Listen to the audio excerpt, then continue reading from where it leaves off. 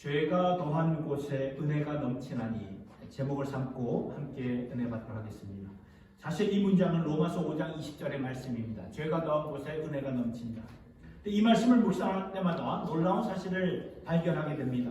사실 여러분 생각해보면 죄가 더한 곳에는 하나님의 그 분노와 진노와 심판이 더 임해야 되는데 말씀을 보니까 죄가 임한 곳에 하나님의 은혜가 더욱더 넘쳤다는 것이에요. 오늘은 이 사사기의 말씀을 전하는데요. 사사기의 말씀의 메시지는 이것입니다. 그러나 죄가 더한 그곳에 하나님의 은혜가 더욱 넘쳤다. 여러분, 사사기는 구약 성경의 7번째 책이 되는 말씀인데요. 사사기서를 읽으신 분들은 아마 충격을 받을 정도로 그 이스라엘 백성들의 부패한 모습을 보게 됩니다. 여러분, 여호수아 시대가 끝나면서 사사기는 이스라엘 백성들의 다음 세대가 가나안 땅, 약속의 땅에 들어가서 그 땅에 들어가 뿌리를 내리면서 시작된 스토리인데 거기 보면 백성들이 계속 하나님을 떠나죠. 지금 엄청난 하나님의 축복 가운데 약속의 땅에 들어가서 하나님의 새 역사를 펼쳐보라는 하나님의 새로운 그런 모멘텀이 주어졌는데 이 백성들이 그 기세를 타지를 못합니다. 들어가자마자 얼마 안 돼가지고 백성들은 하나님을 잃어버리게 되고 은혜를 저버리게 되지요. 분명히 하나님은 이스라엘 백성들에게 너희들은 그곳에 들어가면 가나안 이 족속들을 다 물리치고 내쫓으라 말씀하셨는데 그래야 새로운 나라, 거룩한 나라 문화가 세워지기 때문에 반드시 그렇게 해야 되는데 이스라엘 백성들을 보니까 그렇게 하지 않았어요. 그래서 하나님이 당신의 그 은혜의 손을 거두시고 맙니다. 접고 맙니다. 그러니까 그곳에 있던 가나안 백성들이 일어나가지고 이스라엘 백성들을 괴롭히는 일들이 벌어지고 말죠. 여러분, 우리가 평화를 누리는 것은 주님의 은혜로 붙잡아 주시고 지켜주시기 때문에 평화가 있는 것이지, 여러분, 이 주님이 당신의 그 은혜의 손길을 거두시면은 경제가 터지고 나라가 쑥대밭되고 다 망가집니다. 너무나 이 살벌한 세상이 돼버리고 맙니다. 하나님께서 당신의 은혜의 손길로 붙잡아 주셔야 된다는 것입니다. 그런데 하나님을 떠난 백성이다 보니까 아예 그 은혜를 걷어차버리고 떠난 백성이다 보니 하나님의 보호하신 가운데 살지 못하는 정말 그 어리석은 삶을 살았던 것이에요. 그래가지고 앞서 말씀을 드렸지만 그 땅 가나안 땅에 남겨둔 그 백성들이 일어나 이스라엘 백성들을 괴롭혔죠. 그럴 때마다 이스라엘 백성들은 하나님께 부르짖기 시작합니다. 그러면 하나님께서는 사사들을, 리더들을 일으켜서 그들을 구속하시고 회복시켜 주셔서 그래서 다시 그들이 평화를 누리게 되면 얼마 못 가서 그들은 하나님의 은혜를 잊어버리고 하나님의 은혜를 떠나 살아가는 이러한 패턴이 계속 반복되는 모습이 사사기의 말씀에서 보여지고 있는 것입니다. 그리고 사사기서가 끝날 즈음에는 너무나 불행합니다. 사사기의 끝을 보면 끔찍한 그런 폭행 사건들이 많이 일어납니다. 우리가 요사이 영화에 더 글로리 같은 그런 영화를 많이 봐서 무뎌졌는지도 모르겠지만 그러나 사사기 말씀을 읽어보면은 깜짝 놀랄 정도가 아니라 소름이 돋을 정도로 어떻게 이런 악한 일을 행할 수가 있나. 폭행은 기본이고 성적으로 문란해지고 우상을 섬기며 따르고 권력을 남용하고 나중에는 그 안에 이스라엘 땅 안에 내부 전쟁이 일어나가지고 12지파 가운데 하나였던 베냐민 지파가 거의 다 죽게 되는 그러한 상황에 처하게 되죠. 분명 가나안 땅은 하나님께서 허락하신 땅이었고 적과 꿀이 흐르는 땅이었고 거기서 하나님의 거룩한 백성 제사장 나라로 세우시고 이제 새로운 역사를 허락하셨는데 나중에 이 사사기의 끝을 가서 보니까 완전히 나라 자체가 망가지고 무너져 버린 상황까지 오게 된 것이 사사기의 전체의 말씀이라는 것입니다. 너무나 어두워요. 너무나 어둡습니다.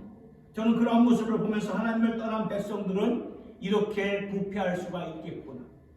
우리에게 충격을 주는 말씀이 사사기의 말씀이 되는 것입니다. 그런데 어떻게 해서 죄가 더한 곳에 은혜가 넘치는 이 사사기 전체의 메시지가 될 수 있을까요? 우리가 지난 주일에는 여호수아의 말씀을 보았습니다. 여호수아의 말씀을 보면 여호수아 본받아 앞으로 가세 우리가 거할 처소는 주님뿐일세. 여호수아의 그 승승장구 우리도 믿음으로 승승장구할 것이다. 이것이 여호수아 전체의 메시지지만 그러나 그 흐름을 보면은 여호수아 시대는 분명히 실패했습니다. 세상의 성공과 신앙의 성공을 같이 보았고 십자가가 빠진 영광을 보고 살았기에 다음 세대를 다 잃고 말게 된 여호수아 시대를 우리가 말씀의 흐름을 통해서 보았듯이 사사기의 말씀도 마찬가지라는 것입니다. 사사기 말씀 그 자체를 보면 너무나 끔찍하고 타락하고 부패하고 하나님의 심판받기에 마땅한 사람들이지만 그 흐름을 말씀의 흐름을 보니까 다르다는 거죠. 그래서 사사기의 말씀을 보면 뭐와 같냐 하면은 아무것도 없는 그런 건조하고 삭막한 땅 밑 지하에 물줄기가 흐르는 것 같은 그러한 모습입니다. 너무나 삭막하고 영적으로 타락한 그러한 상황밖에 안 보이지만 안 보이는 땅 밑에 지하에 하나님의 은혜의 강수가 흐르고 있는데 여러분 생각해보면 아무리 건조한 땅일지라도 지하의 땅 밑에 그 물줄기가 흐르면 그 땅은 비옥하게 되게 마련이라는 것입니다. 어디서 그 흐름을 볼 수 있는가 하면은 사사기의 마지막 구절에서 보게 됩니다. 사사기 21장 25절의 말씀인데 300년 동안 모든 것이 다 무너지고 갈수록 황폐해지고 부패해지고 나중에는 내부 전쟁까지 일어나는 그런 망가진 나라를 가리키면서 사사기의 마지막 구절에 보니까 그때 이스라엘의 왕이 없으므로 사람이 각기 자기의 소견에 옳은 대로 행하였더라. 자, 이 말씀에서 힌트를 보게 되는데 암시를 보게 되는데요. 왜 이 백성들이 이렇게 되었는가? 왕이 없었기 때문에. 그렇죠? 왕이 필요하다는 말이에요. 이 말은 왕이 필요하다는 거죠. 의로운 왕이지요. 하나님께로 인도할 수 있는 왕이 필요하다는 것입니다. 목자와 같은 양이 필요하다는 것입니다. 그동안 왕이 없었으므로 각자 양 같아서 제각기 갈 길을 가면서 완전히 무너진 그러한 사람들. 그래서 사람들이 자기의 소견대로 옳은 대로 행한 이유는 이스라엘 왕이 없었던 이유다 하면서 사사기 말씀이 끝을 맺고 맙니다. 그러면서 이어지는 말씀이 룻기서죠. 룻기서. 여러분 이 룻기의 말씀도 사사기 시대에 있었던 한 스토리입니다. 어떻게 보면 사사기서와 연결이 되는 그런 말씀이 되는데요. 근데 이 룻기서가 어떻게 끝납니까? 룻기서의 마지막 말씀, 룻기 4장 22절의 말씀 보니까 이렇게 나와 있어요. 오벳은 이새를 낳고 이새는 다윗을 낳았다. 그러니까 한 왕의 족보로 끝나게 되죠. 누구의 족보였습니까? 어느 왕이죠? 어느 왕으로 끝나죠? 다윗이에요. 다윗. 그러니까 왕이 없으므로 자기 소견대로 살았더라 하는 이 사사기의 말씀과 또 룻기서의 말씀을 연결해서 보니까 하나님께서 그 왕을 준비하고 계심을 우리가 보게 되지요. 그리고 룻기서와 연결되는 그 다음으로 연결되는 말씀이 사무엘상이죠. 이 사무엘상 말씀은 다윗 왕이 어떻게 세워졌는가 역사의 배경을 설명해 주는 것이 사무엘상의 말씀이 됩니다. 그러니까 하나님께서는 끊임없이 이렇게 부패하고 하나님을 떠나는 일들을 계속 반복해서 짓는 가운데 이건 해도 너무하다 할 정도로 그런 패역한 모습으로 진행되고 있는 가운데 하나님은 그런 가운데서도 그 사사기의 말씀을 보니까 12번이나 사탄을 일으켜 주셨고 그러면서 나중에 갈대로 가버린 그런 백성들이었지만 그러나 그들을 위해 왕을 준비하시는 하나님 마음에 합한 왕을 준비하면서 그 왕으로 말미암아 백성들을 다시 회복시켜 주시고 온전히 다시 주님께로 돌아오게 하시려는 하나님의 열심이 하나님의 그 패션이 보여진다는 거죠. 그리고 다윗 왕이 중요한 이유는 성경 전체의 흐름을 보았을 때 다윗의 후손 중에 한 왕이 또 나오게 되는데 그 왕이 누구입니까? 바로 예수 그리스도가 되시죠. 하늘의 왕으로 이 땅에 오셔서 은혜와 진리로 통치할 때만 우리가 제대로 살 수 있는 것이고 우리가 하나님의 축복과 은혜와 평강 가운데 살 수가 있는 것입니다. 그 왕을 바라보게 하시고 그 왕을 하나님께서 준비하셔서 이제 우리에게 허락하시는 성경 전체의 그 흐름을 우리가 보게 되죠. 그러면서 사사기의 말씀에서의 메시지는 그런즉 죄가 더한 곳에는 하나님의 은혜가 더욱 넘치는구나. 안 보이는 땅 밑에 은혜의 강수가 흐르고 있어서 모든 것을 살려주시는 은혜가 있는 이 말씀을 보게 된다는 것입니다. 죄가 있는 곳에 하나님의 은혜가 더욱 넘친다. 이것이 우리의 소망이 되는 줄 여러분 믿으시기를 바랍니다. 이것이 사사기의 말씀이라면 이 말씀을 가지고 제가 몇 가지 하나님의 은혜에 대해서 하이라이트가 되는 세 가지를 함께 여러분들과 함께 나누기를 원하는 바입니다. 첫 번째, 하나님의 은혜는 전혀 자격 없는 우리에게 그 은혜가 주어졌다는 말씀입니다. 여러분, 사사기 말씀을 보면 이스라엘 백성들이 어떻게 저럴 수가 있나, 자격이 없는 것 정도가 아니라 자격을 완전히 박탈해버린 그러한 사람들이에요. 그렇게 하나님께서 300년이 넘도록 12명의 사사들을 일으켜주셔서 이 백성들이 부르짖을 때마다 구해주셨는데, 그때마다 저들은 또다시 하나님을 수년 후에 아니면 수십 년 후에 완전히 잊어버리고 살아가는 그러한 패역하고 강박한 모습을 볼 때 우리의 마음에는 하나님이 저들을 심판하셔도 맞아도 싸. 누가 하나님을 원망할 수 있겠습니까? 아니, 300년 동안 330년 동안 그렇게 하나님의 은혜를 모르고 살 수 있는가? 그렇게 많은 기회를 주셨음에도 불구하고 그 기회를 주실 때마다 하나님을 걷어차 버리고 살았으니 그러한 패역한 백성들을 자신들의 죄악 가운데 놔두신다 할지라도 누가 하나님을 원망할 수 있겠느냐, 그 말이에요. 이것이 사사기의 말씀을 통해서 우리가 보게 되는 말씀의 내용입니다. 그런데 하나님께서는 여전히 그들을 붙잡고 계시고 있다는 거죠.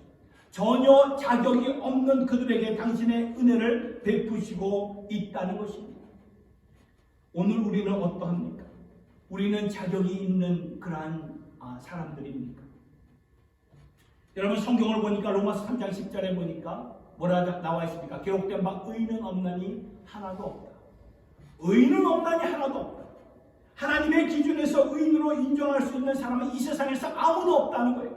그렇죠? 우리 모두 다 로마서 3장 23절에 보니까 우리 모두 다 죄를 범하였음에 그의 영광에 이르지 못하였다고 성경은 말씀하고 있습니다. 우리도 자격이 없습니다. 그런데 우리의 경우에는요, 단순히 자격이 없는 것이 아니라, 여러분 생각해보면 자격이 되느냐 안 되느냐는 것은 원래 자격이 있다고 말할 수 있는 위치에 서 있는 경우에 우리가 그렇게 말할 수 있는 것이지, 우리의 경우에는 아예 자격에 대해 적용할 수가 없다는 거예요. 왜냐하면 우리는 처음부터 밖에 있었기 때문에 해당이 안 되는 거예요. 그래서 성경은 뭐라고 말씀합니까? 에베소서 2장 12절의 말씀을 보니까 그때 너희는 그리스도 밖에 있었고 이스라엘 나라의 밖의 사람이라. 약속의 언약에 대해서는 외인이요 세상에서 소망이 없고 하나님도 없는 자였다. 여러분, 이 말씀, 너희는 그리스도 밖에 있었다, 이스라엘 나라 밖에 있었다, 이게 무슨 말인지 아십니까? 하나님의 약속의 언약 안에 있어야 자격이 되느냐 안 되느냐 볼 수 있는데, 아예 우리는 밖에 있었기 때문에 해당이 안 되고 적용 자체가 안 되는 거예요. 우리가 원래 그런 사람들이었습니다. 그런데 에베소서 2장 13, 그 바로 다음 구절을 보니까 같이 한번 읽어보겠습니다. 시작. 이제는 전에 멀리 있던 너희가 그리스도 예수 안에서 그리스도의 피로 가까워졌느니라. 아멘. 우리가 아무리 의롭게 살아도 우리의 의로움이 여기 하나님의 의로움과 전혀 상관이 없는 것뿐만 아니라 해당 자체가 아예 적용이 되지 않는 거예요. 그래서 모든 약속의 언약에 대해서는 외인이요 세상에서는 소망이 없는 자들이요 하나님도 없는 자였는데, 그런데 그러한 우리가 그리스도 예수 안에서 그리스도의 피로 하나님과 가까워졌다는 그런 말씀이에요. 놀라운 말씀이 아닐 수가 없어요. 전혀 자격이 없는 우리에게 그 은혜가 주어졌다는 것입니다. 두 번째로 하나님의 은혜의 하이라이트는 여전히 그 은혜로 나를 붙잡고 계시다는 것입니다. 하나님께서 전혀 자격이 없는 우리에게 당신의 은혜를 베풀어 주셨는데, 그럼 우리는 이렇게 생각하게 돼요. 그 은혜가 어디로 간 건가? 그 은혜가 더 이상 나에게는 해당이 안 되는 것입니다. 그때 주신 은혜가 아직도 유효한 것입니다. 여러분, 사사기를 통해서 우리에게 말씀해 주시는 것은 분명합니다. 그렇게 이스라엘 백성들은 12번이나 하나님을 배신했고 배교했고 신앙을 버렸습니다. 이것은요, 여러분, 하나님 앞에 실수한 정도가 아니라 12번이나 배교를 했고 우상을 섬겼고 완전히 타락한 모습으로 살았는데, 그런데 하나님은 여전히 그들을 붙잡아 주셨다는 것입니다. 이것이 사사기의 메시지. 그렇다면 우리도 하나님께서 여전히 우리를 붙잡고 계시다는 그 말씀입니다. 우리가 살다 보면은 어떻습니까? 죄악에 자주 넘어지고 유혹에 많이 쓰러지게 되고, 그러다 보면 알게 모르게 죄책감에 눌림을 받게 되고, 그러면서 하나님의 그 얼굴을 볼 수가 없어가지고 완전히 떠나버리는 그러한 경향을 보게 되지 않습니까? 신학교에 다닐 때 어느 한 선배님이 저에게 이런 말을 했습니다. 선배님의 또래 친구에 대한 이야기를 저에게 들려주셨습니다. 어느 한 신학생이 처자식이 부인과 자녀들이 있었어요. 그런데 이 신학생이 다른 여성과 눈이 맞아가지고 타주로, 그죠? 필라델피아에 있었는데 다른 주로 이렇게 가서 이렇게 새 살림을 차렸습니다. 이것을 알아차린 친구들이 그를 찾아갔다고 합니다. 어떻게 그 친구의 주소를 알았는지 타주로 찾아가서 그 친구의 집에 문을 두드렸다고 합니다. 문을 여는 순간 그 친구는 굉장히 깜짝 놀랐죠. 아니, 어떻게 여기를 알고 찾아왔는지. 근데 친구들이 말합니다. 우리 다 같이 하나님께 우리 자신을 헌신하면서 주의 나라를 위해서 헌신하지 않았는가?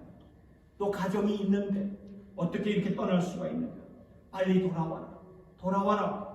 가정을 지켜라 말하니까 그가 냉정하게 대답을 합니다. 나는 돌아가지 않겠다. 그래서 계속 설득하고 얘기를 하는 가운데, 아니, 이게 죄라는 것을 알면서도 끝까지 안 돌아오고, 이게 죄라는 것을 알면서도 끝까지 안 돌아오는데, 예수님이 너를 위해서 십자가에 달려 죽은 사실 너 알잖아, 너 믿잖아. 그런데 이 죄악을 버리지 않을래. 그 말을 하는 순간 그 친구의 눈에서 눈물이 주르르 흘렀다고 합니다. 그러면서 이런 고백을 합니다. I got tired fighting against the sin. I got tired fighting against the sin. 죄와 싸우는 것이 너무나 지쳤다. 죄와 싸우는 것이 너무나 지쳤다. 한두 번 싸우다가 넘어지는 것이 아니라 계속 싸우다가 계속 넘어지고 계속 실족하고 나중에 죄책감에 너무나 눌려서 하나님 면목을 볼 수가 없어가지고 더 이상 죄와 싸울 수가 없다고 눈물을 흘리면서 말했다는 그러한 얘기를 듣게 되었습니다. 여러분, 오늘 우리도 그렇게 살 수 있다는 것이에요. 우리가 이 세상에 살면서 어떠한 상황에 있으면 너무나 면목이 없어서 하나님을 떠날 수가 있다는 거죠. 그런데 성경 말씀에는 그러한 우리를 여전히 붙잡고 계신다고 말씀하고 있습니다. 여러분, 누군가가 하나님의 은혜의 손길을 이렇게 그린 것을 보았습니다. 이렇게 그리더라고요. 보통 우리는 이렇게 손을 잡을 때, 타인과 손을 잡을 때 뭐 이렇게 잡지 않아요? 이렇게 잡잖아요. 이렇게. 반갑습니다. 이렇게 잡잖아요. 이렇게 잡는데, 그런데 이렇게 잡으면 여러분, 내가 이렇게 싸우다가 너무나 지쳐서 면목이 없어서 죄책감에 이렇게 눌릴 때는 이렇게 잡았던 손을 나 스스로 이렇게 뺀단 말이에요. 그러면은 그 손을 놓치게 된다는 거죠. 그런데 하나님의 은혜는 우리를 이렇게 잡는다는 거예요. 우리는 이렇게 잡지만 하나님의 은혜는 우리를 이렇게 잡아줍니다. 하나님의 은혜는 이렇게 잡아줘요. 그래서 여러분, 내가 놓쳐도 하나님이 꼭 붙잡고 계신다는 거예요. 이것이 사사기의 메시지라는 것입니다. 하물며 우리를 그리스도 예수 안에서 구원해 주신 하나님께서 어찌 우리를 놓을 수 있겠습니까? 찬송가 가사가 우리가 아까 부른 찬송가의 가사 1절의 가사 기억나십니까?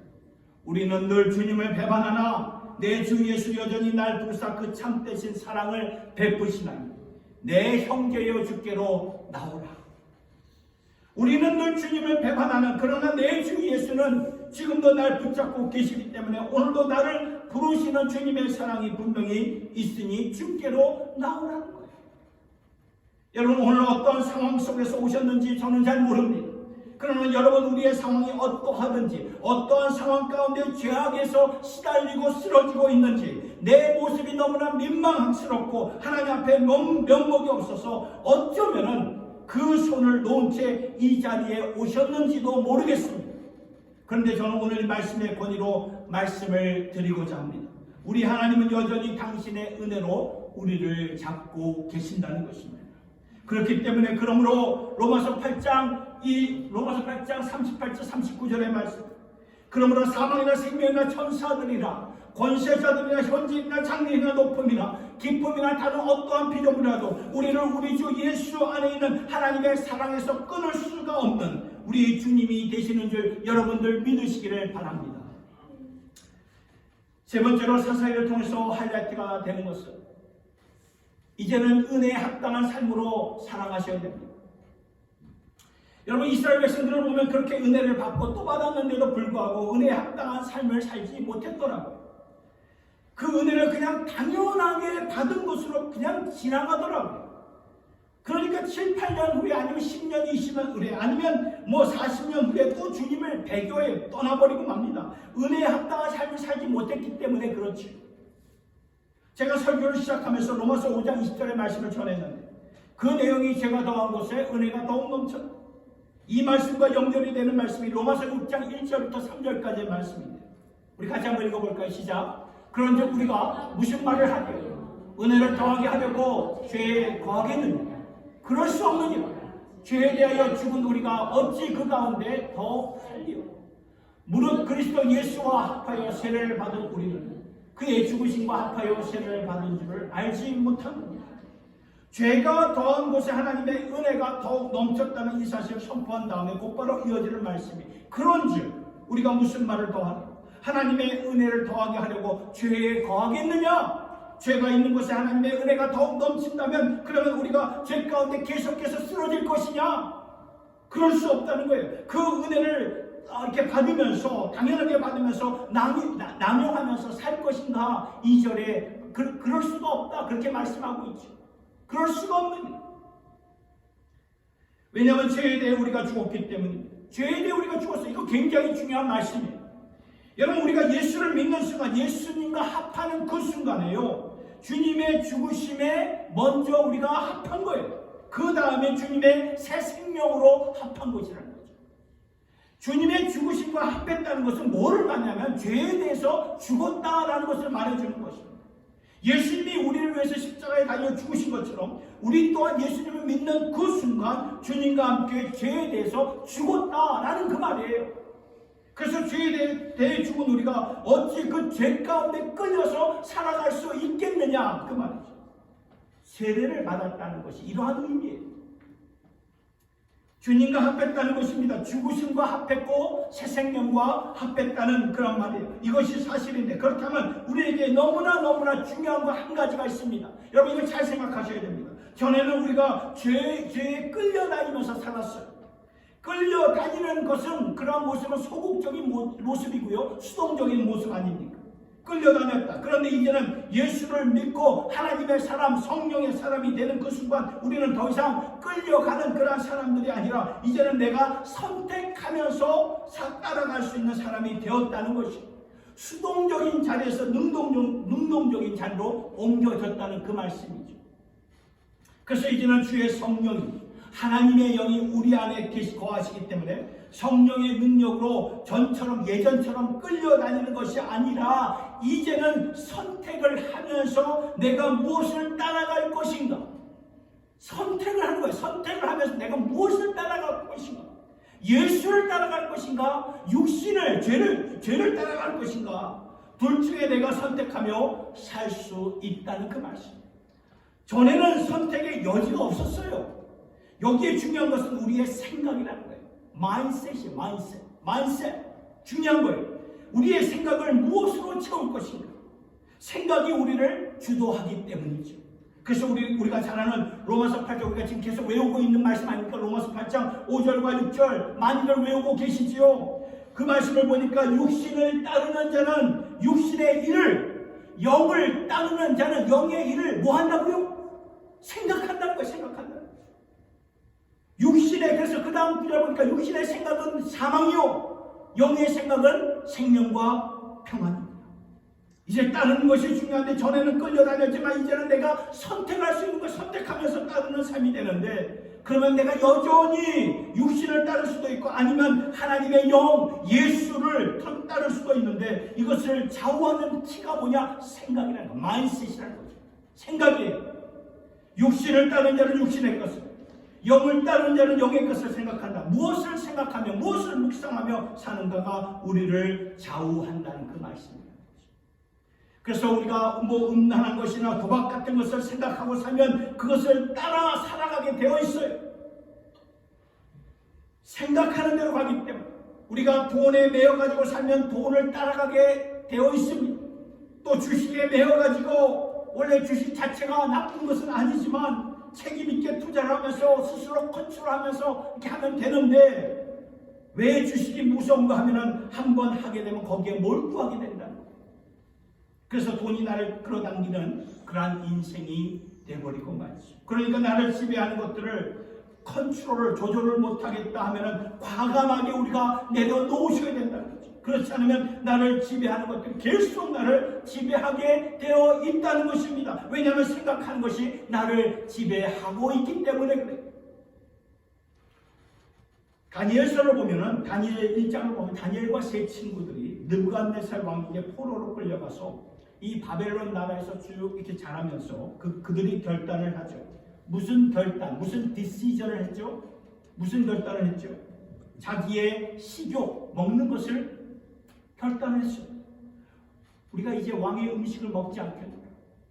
여러분, 다니엘과 세 친구들이 왜 왕의 음식을 먹지 않겠다고 그렇게 결단을 했습니까? 우리는 보통 그 음식이, 저도요 이렇게 자라면서 그 음식 아마 왕에게 드려진 음식이 우상에게 드려졌기 때문에 그래서 이 다니엘과 세 친구들이 먹지 않겠다고 그렇게 생각을 하곤 했지만 사실 그 음식이 우상에게 드려진 음식이었는지는 성경에서는 설명이 안 되고 있더라고요.